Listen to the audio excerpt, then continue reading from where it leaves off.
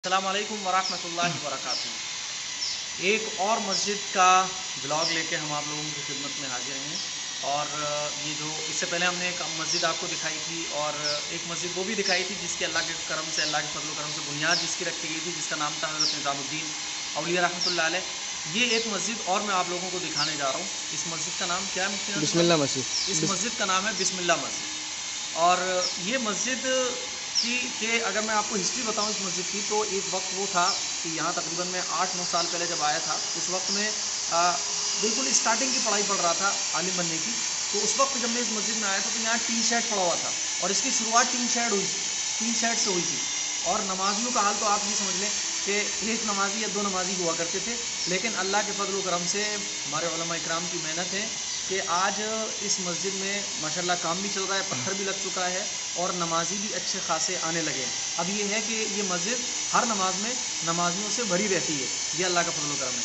तो ये हमारे उलमा इकराम की मेहनतें हैं और ये सारी चीज़ें मैं आप लोगों को जो शो कराता हूँ, इसका मकसद सिर्फ इतना है कि अल्लाह जो भी हमसे काम ले रहा है तो आप लोगों की दुआओं की ज़रूरत है, ताकि आप लोग हमारे लिए दुआ करें कि अल्लाह ताला हमें इस काम पर इस्तिकामत अता फरमाए। और जितने भी काम हम कर रहे हैं, चाहे वो दीन की तालीम के एतबार से हो या मस्जिद के छोटे छोटे काम हो और जिसमें आप हजरात भी हमारे साथ शरीक रहते हैं, तो बस ये है कि आप हमारे लिए दुआ करें कि अल्लाह हमें इस्तिकामत अता फरमाए और जो भी काम हम आगे कर रहे हैं अल्लाह ताला उसमें इखलास अता फरमाए और अल्लाह ताला हमारी इन कोशिशों को कबूल फरमाए। तो ये एक छोटा सा ब्लॉग है और यहाँ जो इमाम साहब हैं तो उनके बारे में भी मुफ्ती अब्दुल नासिर साहब बताएंगे।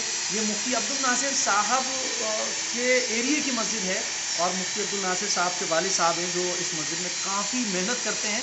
हमारे उस्ताज़ों में भी अगर आप डायरेक्ट तो नहीं लेकिन इनडायरेक्ट मुफ्ती अब्दुल नासिर साहब के वालिद साहब असातिज़ा में भी आते हैं और इंशाल्लाह उनको फ़ोटो भी आपको शो किया जाएगा। बुज़ुर्ग शख्सियत है माशाल्लाह। तो ये एक छोटा सा ब्लॉग है मस्जिद का, आप देखिएगा और जो हमारे उलमा इकराम कुछ बातें आपको बताएंगे उस पर गौर भी कीजिएगा। अस्सलाम वालेकुम वरहमतुल्लाहि वबरकातुहू। जैसा कि अभी आपको मुफ्ती एम कासिम सर ने बतलाया कि इस मस्जिद के क्या हालात थे जिस वक्त उन्होंने मुआयना किया था, अब से तकरीबन 8-9 साल पहले। इसकी शॉर्ट हिस्ट्री मैं आपको बता रहा हूँ। ये मस्जिद एक साहिब खैर ने, जितनी ज़मीन आप ये देख रहे हैं इससे हाफ, जितने ये इधर का जो एरिया है ये उस वक्त इतनी थी जो उन्होंने जो है ज़मीन जो है मस्जिद के लिए वक्फ की थी।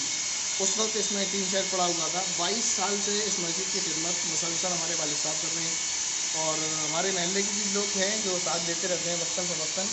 और जिन्होंने ये मस्जिद वक्त की थी वो भी वक्तन फ़वक्तन इसका मस्जिद में जो है कामिली काम का साथ देते रहते हैं। मुख्तसर तो बाकी बातें तो आपको एम ए कासिम सर ने आपको बतला दी। मुख्तसर मैं आपको ये बतला दूँ कि इस मस्जिद का जो क़याम हुआ था उस वक्त इलाके का एरिया जो है ऐसा था कि यहाँ दीनी तालीम बहुत ना के बराबर बल्कि समझिए थी ही नहीं, बल्कि लोग बिदआत में और दूसरी चीज़ों में पड़े हुए थे। तो वालिद साहब ने यहाँ मकतब कायम किया था और उस मकतब में से काफ़ी सारे तलबा और तालिबात साहिब कुरान फारिग हो चुके हैं। यूँ कहा जाए कि इस बस्ती के अक्सर नौजवान बल्कि सारे ही नौजवान वालिद साहब के शागिर्दों में आते हैं। और उस मकतब की ये खसूसियत है कि इस मकतब में बच्चों से तलबा से किसी भी तरह का कोई फ़ीस और चार्ज नहीं लिया गया अब तक। इसी तरह से जो है वालिद साहब ने इस मकतब में तालीम देने के लिए किसी और से भी इसके लिए फ़ीस अपनी नहीं रखी। और इंशाल्लाह इस वीडियो में तो मुख्तसर मस्जिद का आपको जो कुछ दिखाया और बताया गया, आइंदा वीडियो में हम आपको अपने मकतब का थोड़ा सा इंट्रो पेश करेंगे कि हमारे मकतब में किस तरह की तालीमात रही हैं। बाकी आप जो है मुफ्ती मोहम्मद नदीम अख्तर साहब को सुनेंगे, वो आपको मुख्तसर कुछ अहादीस के उसमें बतलाएँगे इंशाल्लाह। ये मस्जिद का दरवाज़ा है और यहाँ से मस्जिद शुरू होती है और ये पेड़ बहुत पुराना है और मैं समझता हूँ कि मस्जिदों के अंदर पेड़ पौधे होना चाहिए। मतलब रौनक बढ़ जाती है और पता भी चलता है यार कि इस्लाम एक ऐसा दीन है जो मतलब इंसानों का ख्याल करता है। पेड़ पौधे लगाने की तालीम इस्लाम ने बहुत पहले दी है, जैसा कि हमने आपको लास्ट अपने ब्लॉग में भी बताया था, ब्लॉग नंबर 1 आप देख सकते हैं। तो ये काफ़ी पुराने पेड़ हैं और ये समझ लें आप पेड़ों के दादा हैं ये, इनको बाकी रहना चाहिए। बहरहाल तो ये वज़ू खाना है, पहले यहाँ वज़ू खाना नहीं था बल्कि वैसे ही लोटे रखे हुए थे, अब माशाल्लाह आप देख सकते हैं जी। हाँ, ये एरिया मस्जिद में नहीं था, ये एरिया अब मस्जिद में जोड़ दिया गया है। पहले सिर्फ मस्जिद थोड़ी सी थी।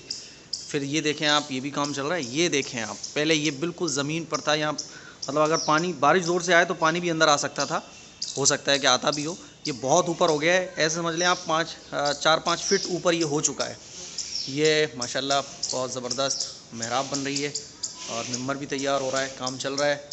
और आप देख सकते हैं ये पत्थर आया हुआ है سب آپ حضرات کا تعاون ہے اور آپ حضرات کی دعائیں ہیں، اور یہ اوپر بھی کچھ تیار ہو رہا ہے، ایک روم بھی ہے، بہرحال یہ ساری چیزیں، اور یہ ہمارے مفتی ندیم اختر صاحب معائنہ کر رہے ہیں، جانچ کر رہے ہیں، دیکھ رہے ہیں کہ کیا کیا کام چل رہا ہے۔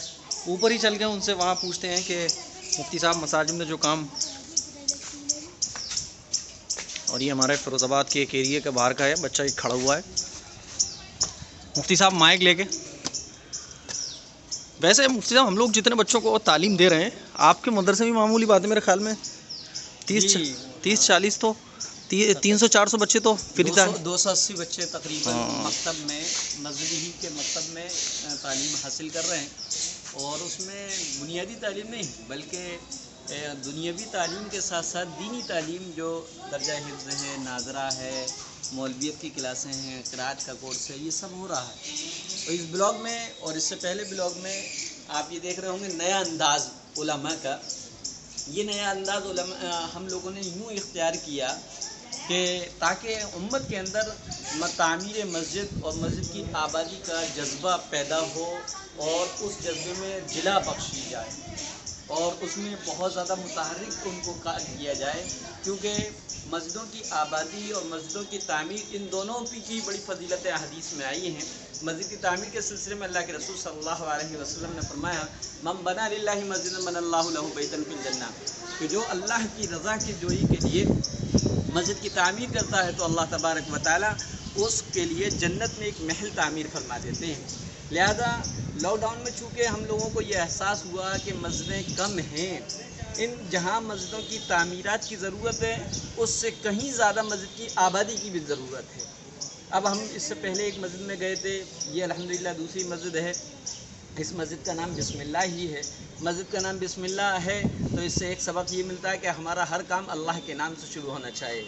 لہذا یہ جو مسجد آپ نے دیکھی، ہمارے احباب علماء اکرام نے جو آپ کو وزٹ کروایا، دکھوایا، زیارت کروائی، اس کا مقصد یہی ہے کہ جس طریقے سے امت کے اندر مسجد کے ڈیکوریٹ، مسجد کی سجاوٹ، مسجد کی تزئین کاری، اور مسجد میں خوب بڑھ چڑھ کر اپنی حیثیت سے زیادہ حصہ لینا اور ان کو عالی شان سے عالی شان بنانے کی جو کوشش ہے، اس کوشش کے ساتھ ساتھ ایک کوشش اور ہونا چاہیے کہ مسجد کی آبادی کی فکر ہو جائے۔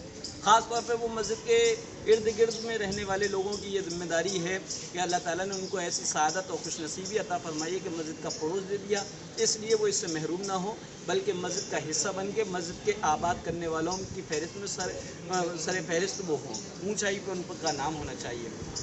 لہذا ہمارا مقصد بھی یہی ہے کہ امت مسجد کی تعمیر کے سلسلے میں بھی جا کے چپے چپے پر اللہ کا نام اور اللہ کے لیے، اللہ کی زمین پر اللہ کے بندوں کے سجدہ کرنے کی جگہیں، مسجدیں تعمیر ہونے چاہیے، اور ان کی آبادی کے سلسلے میں بھی کوشش ہونی چاہیے۔ اس مسجد کی اہم خاصیت یہ ہے کہ بھئی مسجد تو سبھی تعمیر کراتے ہیں، اور نہ جانے امت کے کتنے ان گنت مخلص بھائیوں نے مسجدوں کو تعمیر کرایا اور وہ دنیا سے جا چکے اور کرا رہے ہیں، اور اللہ تعالیٰ ان کی عمروں میں برکت عطا فرمائے۔ لیکن اس مسجد کی اہم خاصیت یہ ہے کہ اس مسجد کو جو تعمیر کرایا ہے، یا اس مسجد کی زمین کو جنہوں نے وقف کیا ہے، ان کی خاصیت یہ کہ ان کے پاس صرف یہی ایک رہائش کا لیے پلاٹ تھا، لیکن انہوں نے جب مسجد کی تعمیر کے سلسلے میں جو فضائل سنے، جو ثواب سنے، جو احادیثیں سنی، تو ان کے دلوں میں جذبہ آیا، اور انہوں نے واحد ایک پلاٹ جو رہائش کے لیے تھا اس کو مسجد اللہ کے گھر کے نام کے لیے وقف کر دیا، اور پہلی اینٹ علماء کے ہاتھوں سے اس کی رغبہ دی گئی۔ لہذا اس کی برکت یہ ہوئی کہ اللہ تعالیٰ نے ان کو اتنا نوازا۔ آج اگر یہ کہا جائے کہ فیروز آباد کے مسلمانوں میں پہلے یا تیسرے نمبر پہ ان کا نام آتا ہے، اتنے بڑے سرمایہ دار ہیں، اتنے بڑے اللہ تعالیٰ نے مال و دولت کی دولت ان کو نواز دی ہے، یہ صرف اور صرف مسجدوں میں خرچ کرنے یا مسجد کی تعمیرات میں تگ و دو کرنے کی وجہ سے ہوا ہے۔ اس لیے ہمیں بھی چاہیے کہ اللہ کا دیا ہوا جو مال ہے وہ اللہ کی خوشنودی والے کاموں میں خرچ کریں، تاکہ اللہ تعالی ہمیں برکتوں کے دروازے ہمارے رزق میں کھول دے، اور خوب ہمارے رزق میں برکت ہو، روزی میں برکت ہو، کاروبار ترقی کریں،